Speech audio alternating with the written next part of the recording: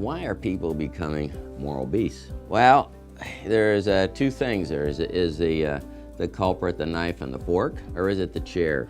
Well, one of the things is that they've done studies, and they've shown actually our amount of food intake is decreasing or staying about the same since 1950. But what has changed since 1950 is our food source. We now have foods that have hormones in them, have antibiotics in them, and we have what's called a homogeneous sort of fat supply, homogeneous sort of foods, this genetically changed food. The next thing is that we definitely have decreased physical activity. One of the healthiest person 50, 60 years ago was a truck driver. Why?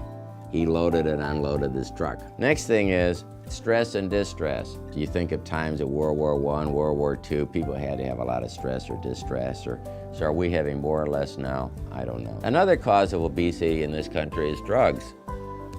It's estimated that at least 10% of all obesity is due to drugs. And what are some of these drugs? Well, particularly some of the antidepressive drugs. It affects the brain, and you change some of these receptors in the brain that give people a good feeling. So they want the good feeling more from food or what have you. One of the big things that controls somebody's weight is the brain. We all eat almost the same number of calories each year. The average American only puts on about a pound a year. How can you put on such a small amount of weight of just simply a pound or two a year when you eat almost 1 million calories a year? Because that's the brain, due to these feedback mechanisms from your body's sensors.